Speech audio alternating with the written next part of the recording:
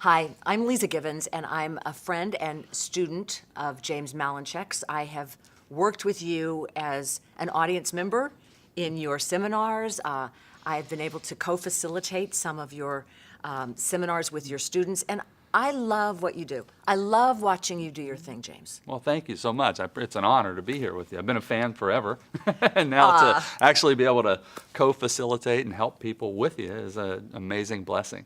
The thing that I respond to, among a long list of many, is watching your infectious enthusiasm, because it jumps from you to everyone on the receiving end, and they incorporate that and up their game. Well, I just feel so blessed, that what I get to empower people to overcome challenges and be better. And what greater feeling when you see somebody go from where they are to where they desire to be, and their life changes, their business changes, their relationships change. I mean, it's just a true blessing, and I'm so grateful to be able to do that. This man is the real deal, because you didn't start out being the millionaire, big money speaker guy that everybody goes to for expert advice. Oh gosh, no, I grew up in a small steel mill town near Pittsburgh, Pennsylvania. I mean, you blink, you miss it on a map kind of thing. And my dad was a steel worker. My mom served lunches at the school. And so what I had to do is really learn a lot of skills that would allow me to achieve these dreams and goals that I desired. And, I'm really big on mentors and learning from people and watching, observing, and modeling. And that's what I try to share with my students is, go like this, Leeza.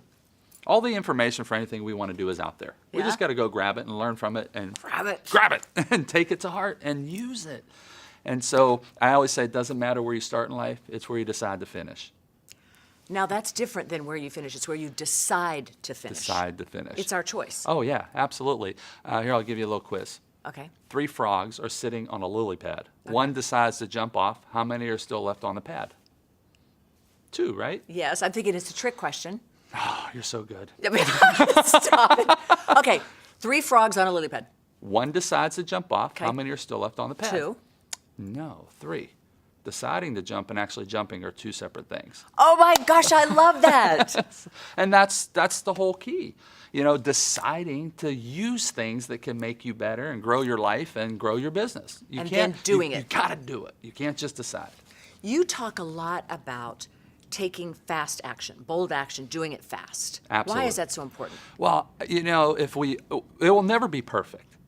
Have you ever noticed I'm waiting, I'm going to try to get it and whatever you're doing is never going to be right. It's never going to be perfect. So what I say is you take off and you go for it, and you, of course, adjust along the way, or you'll never get started. I have a lot of folks that say, I'm trying, but I'm still a recovering perfectionist. Well, it's never going to be perfect. So one of my favorite quotes is by a legendary motivational speaker, Zig Ziglar. Says, you don't have to be great to get started, but you got to get started to be great. There it is. Yeah. And you find, I guess, that many of your students and the people who are in your audience, that's one of the biggest obstacles? Just taking that step. Well, it's for all of us. For everybody. For everybody, anything we do in life, And I think anytime we want to try something new, we get fearful, we get nervous because it's, unwalked territory, if you will. But, once you start, think about the first time you rode a bike. Right. You wobbled, you fell off. A lot of skint knees. You're nervous, like, I don't want to do this. What if I fail again? But, the more you kept getting up, doing it the right way, the more you learned how to balance. All of a sudden, one day you just zoomed. Now you don't think about riding a bike. Yeah. And I just believe it's like that for everything we try in life. There's that wobbling, there's the unbalance. And then one day we just wake up and we master a skill, and we are able to do it, and it becomes habitual. So I always remember that when I'm trying something new. That you're going to get there. I'm going to get there. This is a great point. This is just part of the process. I've got to wobble a little bit. I've got to be off balance. But, once I master the skill, I'll get there. Yeah. And that's what I try to share with everybody. It's like the markers of success are failures. 100%. Yeah. One of my greatest lines I heard a long time ago is, everything I've learned about succeeding, I've learned from failing. True that, right? And I don't think failure is really failure. I just believe they're educational experiences, learning experiences, if you allow your eyes and ears to catch the message and learn from them. And it's funny how often we do block that, but reframing it as, I must be doing something right, I'm failing. Yeah, Yeah. absolutely. And as long as you understand it's a stepping stone, it's a growing phase, and you learn from it, how do I adjust? How do I not let it happen again? How do I go onward and upward from this obstacle, this adversity? It's like a pothole in the road. You're going to hit potholes, but you don't stop driving. You keep going and you try to avoid the pothole the next time. I like when you talk about doing things the right way. And that's been, I think, a message point that makes so much sense, even though we tend to put a lot of emphasis on, oh my gosh, am I doing it right or wrong? But there is a right way. Well, I always say, folks were taught, and I was taught growing up in a small steel mill town, you got to work hard. And I believe that, and I still believe that to this day to a certain extent. And then there's the cliche that gets passed around, don't work harder, work smarter. And I say that's not correct. You must work right first. If you're not working right, doesn't matter how hard you work, how smart you think you're working, you're not working right. So we focus on teaching my students, you work right, let's do the right things and do it the right. By the way, when you work right, everything happens faster. Yeah. And then you work smart at what you're working right at, and then you work hard at what you're working smart and right at. These are not just catchphrases and words from this man who has all of this kind of institutional knowledge. You give strategies and you give ways to implement this in your life and ways to incorporate it so that it delivers on the promise for you. Oh, absolutely. I try to teach in nuggets because I think if I can break it down into very simplistic, and you do this so well. I mean, I just watched you do this with my amazing audience, nuggets that people can actually apply right away. When I teach, I want people to walk outside the door and use the thing, like whatever it is, right away. Or I want them to do it at the table while they're sitting there. I don't think success has to be difficult. I don't think achieving what you want to achieve has to be difficult. I think we as human beings have complicated it. So I try to give tiny little things, and here's what I believe. If I can get them to just switch and shift for the better for a little bit, that builds momentum, and then they can achieve the goals. I always say, yard by yard, success is hard. Inch by inch, it's a cinch. Oh, I love that one. I love that one. You often challenge your students and those in your audience to ask themselves, okay, what is the one thing I'm going to do today or tonight or right now? Why is that so important? It builds that momentum. If I could just get them to implement something, even if it's not correct, we could course correct. But what I've found is if you don't start implementing right away, you don't get any rewards, you don't get any momentum. And I believe the universe rewards speed and implementation. So we just got to get it moving. So if I can give one thing to, what's the one thing? Not 5 things, not 50 things. Just pick one thing wherever you are in your life that's right for you.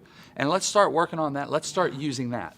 And let that build and grow and open up to all the others. How do you get to the top of the staircase? One step at a time. Step at a time. But if you don't take that first step, and so I just try to get them to take that first step. We had the coolest thing happen. James and I have been working together. I've been able to be a guest speaker at one of your weekend events. An amazing speaker. Thank you for that. Thank you for the opportunity. We had someone sitting over there have one of those epiphany moments of, oh my gosh, this stuff really works. Yeah, it was something you taught, and this gentleman sent a text message to someone. The person sent the text message back and was like so grateful, and he was so shocked. He came up to me, he's like, look, it works. I mean, well, of course it works. And here's what I believe, right? Strategies, concepts, principles, ideas, they work. You just have to work them. You have to work them. You have to work the strategies, concepts, and ideas. I'm going to tell you what I found unexpected in the audience and the people who follow you and your work and are students and collaborators with you. There is someone from every walk of life, someone at every age, someone at every financial realm of possibilities. The commonality is always reaching for something better and wanting to learn more and grow and being open to that. But you don't have one kind of person. You have all kinds of people who are looking, we're all looking for something else, something more. Yeah, and I think one of the reasons that I may get those folks from different demographics, if you will, is because I have strategies, patterns, blueprints, and habits that work. I mean, they're indisputable. You can't not do these things and have success. You have to, and it doesn't matter if you're tall or short, rich or poor, young or old, male or female, doesn't matter where you came from, doesn't matter where you're going. You follow these principles. It's like a map. You plug something into a GPS, you'll get there, right? Doesn't matter if you're driving X car, Y car. Doesn't matter if you grew up in Irmo, South Carolina, Monessen, Pennsylvania, New York City. You plug in to the GPS, the course, wherever you're going. If we're all trying to go from A to B, we'll get to that destination. That's no different for success and achievement. And as successful as you are, and as many of the people in your audience are wildly successful, so they've got now a new blueprint, a new plan, a new course, because they have upped their game. Absolutely. You know, when I always say, people ask me, why do people come to your things 20, 30 times? Like literally. So we have a customer, a client who's been to my event almost 35 times, maybe more. 30 times. Yeah. And now he doesn't come back because he's a slow learner. What's he not getting? No, folks come back because when they come, their knowledge level might be here. When they come back a second time, now it's here because their mind is expanded and they pick up all the stuff that they missed here. And then they come back another time and they pick up all the stuff here and here. And I believe you and I are the same way. Of course. I mean, have you read a book the 5th time and picked up something you missed the first 4? Absolutely. I mean, Absolutely. it's the same. And so what I always say is you don't go to school once in your life. You're in school every single day of your life. The minute you choose to stop learning, you will stop earning.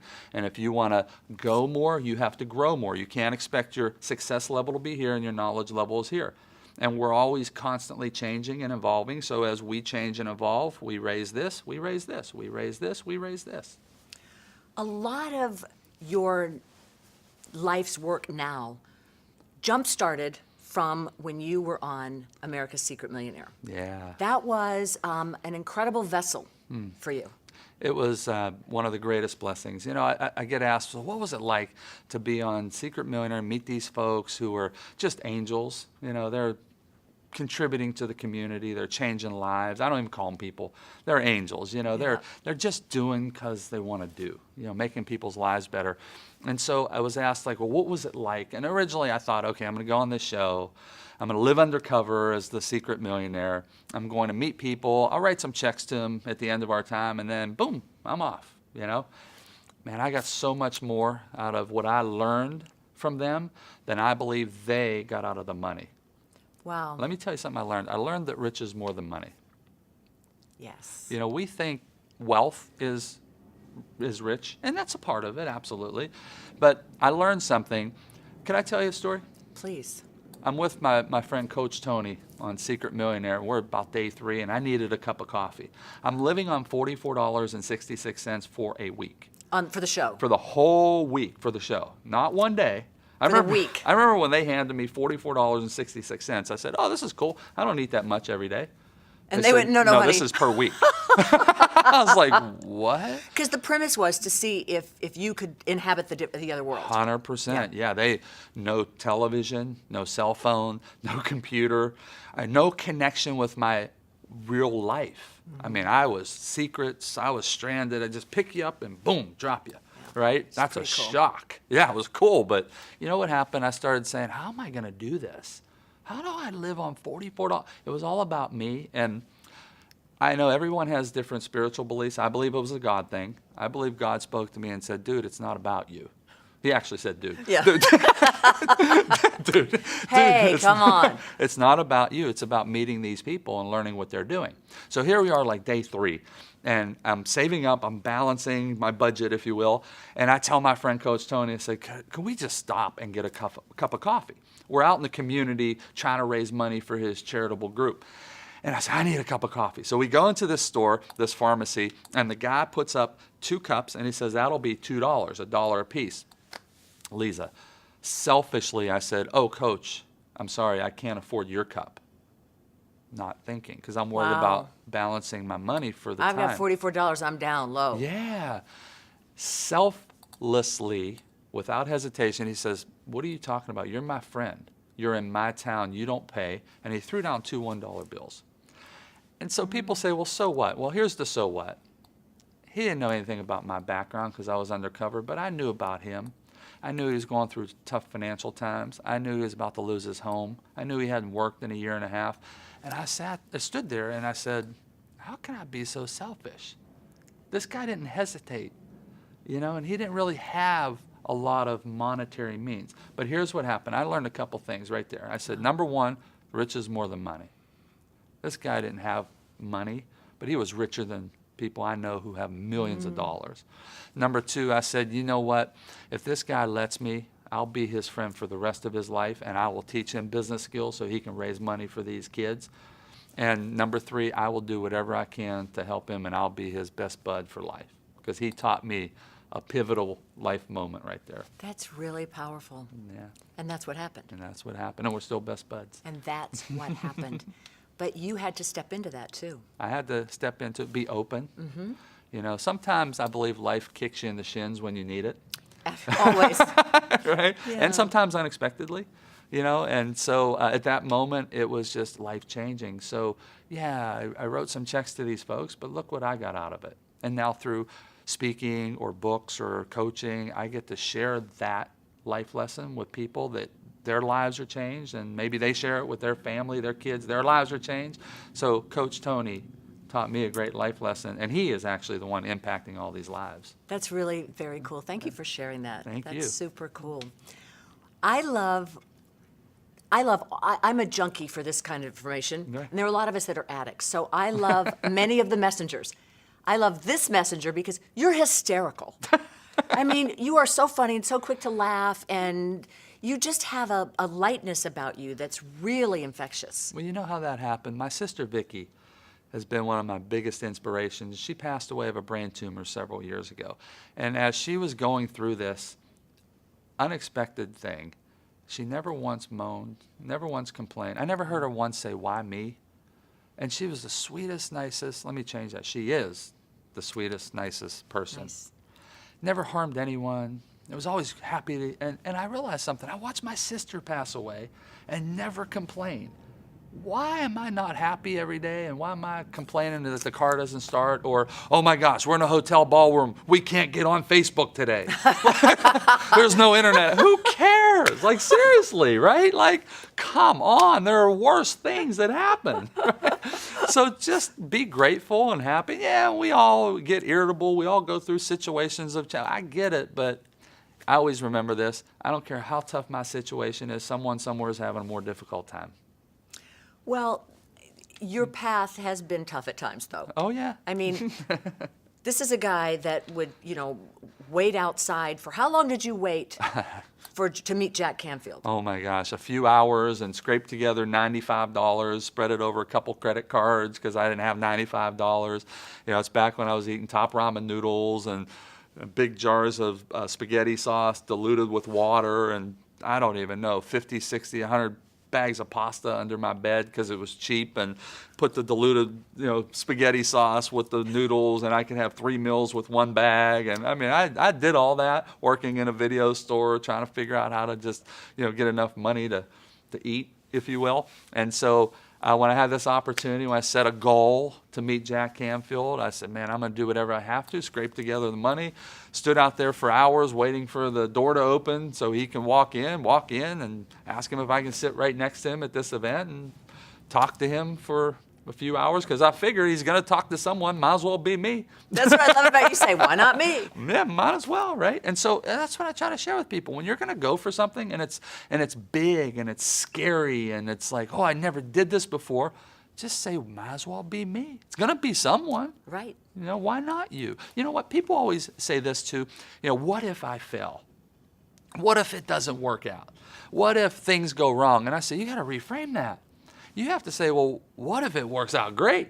What if great things happen? What if I get great blessings? But we tend to focus on the negative. Yeah. And you know this, but whatever you focus on, your mind expands, accepts it, and that's what it drives you toward. That's what you get.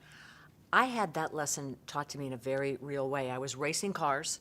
And Really? It was part of the Celebrity Toyota Grand Prix. And in the test drive, the qualifying rounds, I'm racing with my instructor for qualifying, and all I could think about was the curve coming up. So I focused on that curve coming up instead of where I was going, which was around the curve. And it was such a real example. I've never had a wreck before or after. Wow. We hit the wall. I looked over, the instructor was bleeding underneath the helmet. I really thought, this is horrible. Oh my gosh. It turned out to be, he was fine. He now has an L scar on his face. You're welcome. It turned out to be one of those great moments where I realized that stuff is true. You do get what you focused on, and I was focused on the wrong thing. You're focused on the wall, so you hit the wall So I hit the instead wall. of going Yeah, around. so- Wow. You always talk about how this stuff is really simple when you break it down. And we tend to think that life has to be complicated. You take that right off the table. I really think success, I've thought about this. Success comes down to three things. And who am I to say out of everything you could do that there are three things? I just try to like break it down to make it simple for me.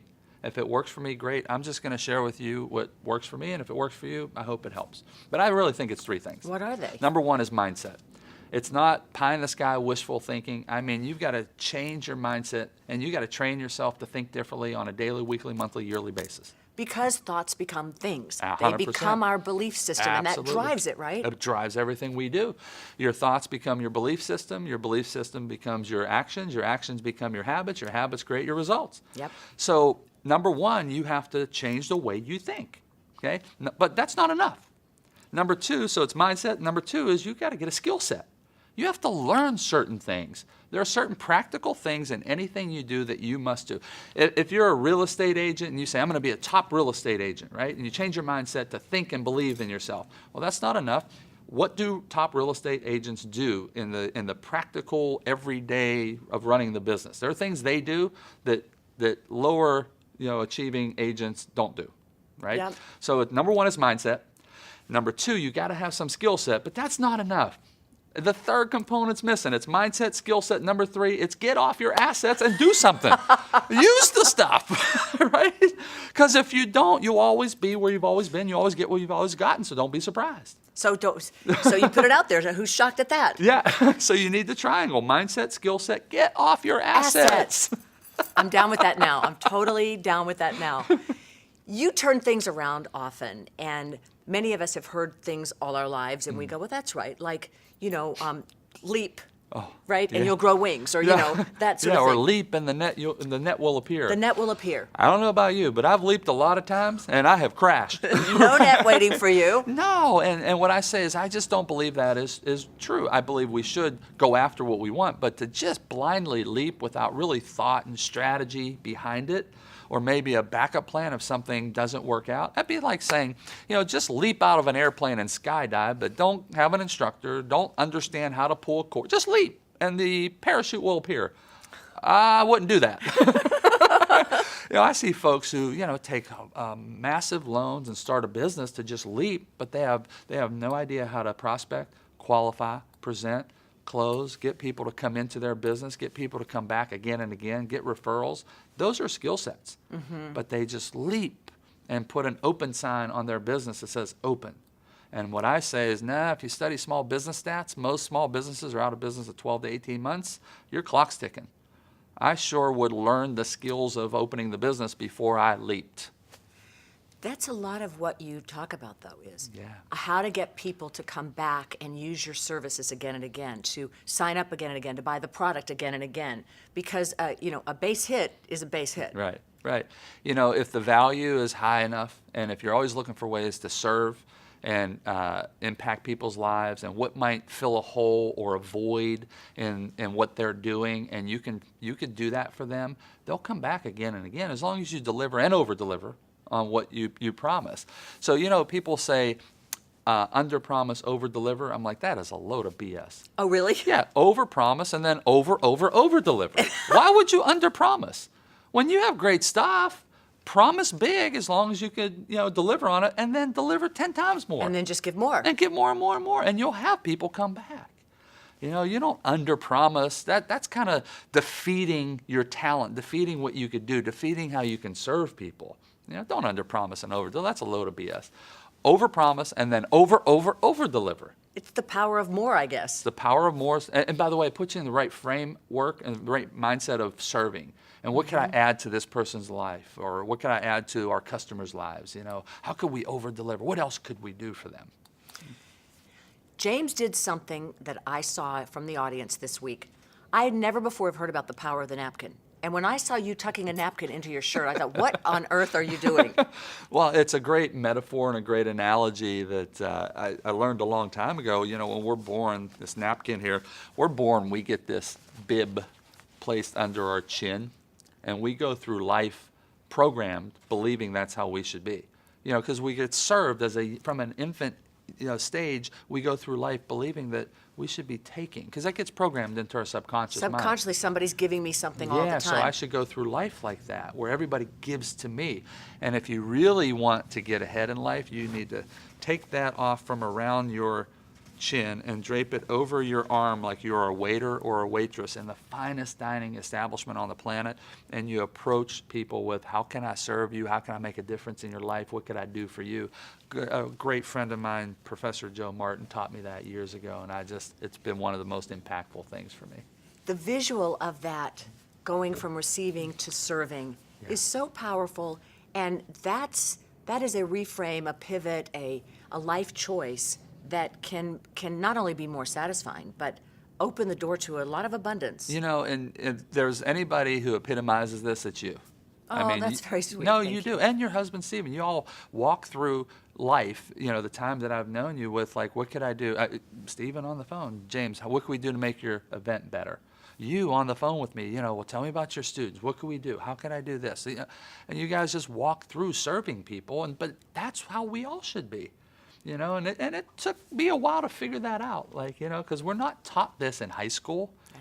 We're not taught this in college, elementary school, middle school. No one teaches us these life skills that sustain us for the rest of our lives. And so just go through life trying to make people's lives better and, adding smiles to people's faces. And that's what you do. I watch you and you're like, oh my God, people just radiate to you because they love being around, because you make them feel good. Well, thank you You make for them that. feel valued.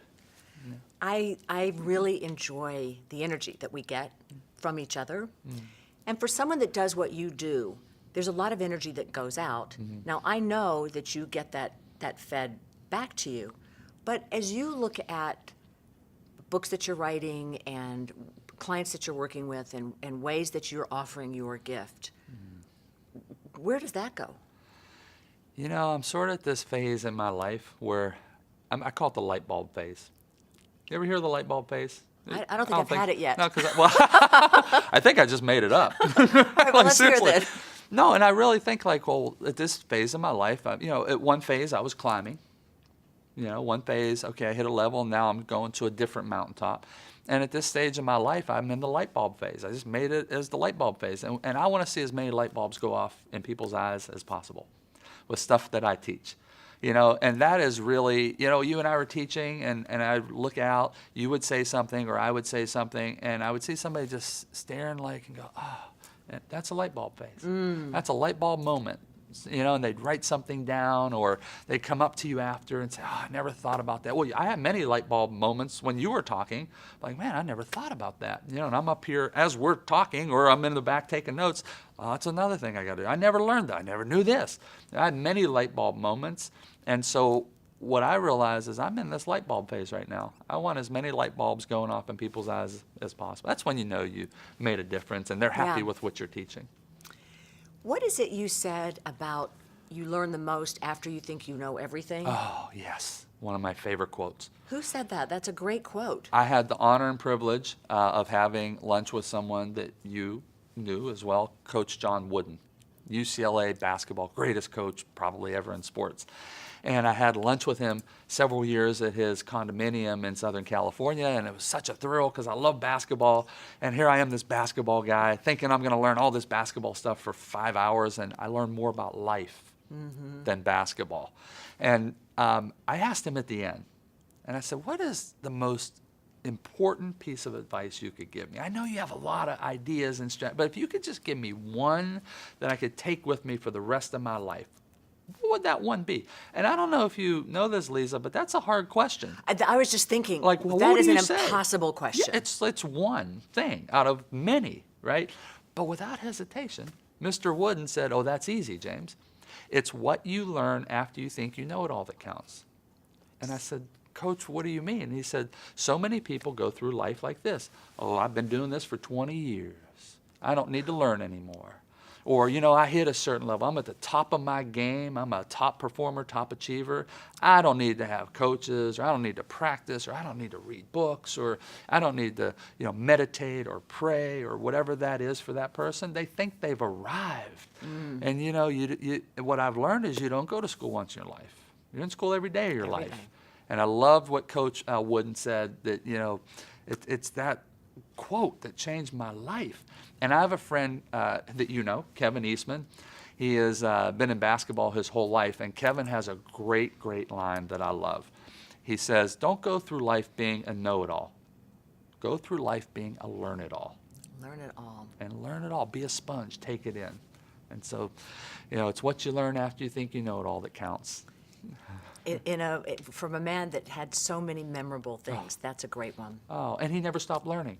Yeah. It was amazing in his home, the number of books he had, the number of audios he had, and how many videos he would watch, DVDs, and he just, and I was having lunch when he was in his mid-70s, so here's this guy, so successful, so much full of wisdom, and he never stopped reading. He would read 3 hours a day. I love the Velveteen Rabbit, where they talk about life. It's about becoming. And that reminds me of that. It's about becoming, and it is like an opening up of how you learn to finally bloom, and then you get to share that. Well, let me ask you, what is one, I read your book, Take Two, it was awesome. Can't wait to read the next book. Thank you. You have so many great nuggets in there. If you could share with me just one. Oh, it's the Trick John Wooden question? Yes. That's the one? If you could share with me, hey, James, you know, I've got 50 great ideas, and a lot of them are your life story and how you bounce back from adversity. But if you could say, hey, James, you know, something that's really, maybe it's something that worked for you. You know, here's something that would work for me, so maybe it'll help you. What would you tell me? Simple. Test drive your dreams. That, to me, has been, it's the thing I keep coming back to, because we think dreams are precious, and they are precious, but until you realize that you're driving the dream, you're the one controlling the dream and where it goes and where you want it to go and where it can take you. And the visual of being out on a track and being able to test drive it and say, you know, I'm a high performance vehicle, so I'm going to be, and if the dream doesn't fit or if it no longer fits, there are a lot of people that said, I really wanted that red sports car, and then they didn't get it, and they realized the car they have now they love better. Or, thank heavens I didn't get that boyfriend that I obsessed over for so many years, because now what I have is so much better. So dreams change. I think they always come one size too large so that we can grow into them, but we get to change them, and we get to throw them out. We get this false thinking that somebody tells us, you're the mathematician, or you're the extroverted one, or you're the one that does so-and-so, and we go through life thinking that's who we are. So for me, when I get stuck in those moments, I go, well, maybe I should test drive this and see if it fits still. They don't always fit for life, do they? Yeah, and then I guess unless you test drive them, you don't really know. You don't really know. Yeah. I test drove a car one time and realized that it was going to screw up my back because it was too small for me. Well, most cars would be too small for you. Imagine if I didn't test drive. I know, I need one that has like a hole in the roof so my head can stick out Yeah, longer. you need all cars must have bikini tops so you can like have your head popping out saying, here I am, here I am.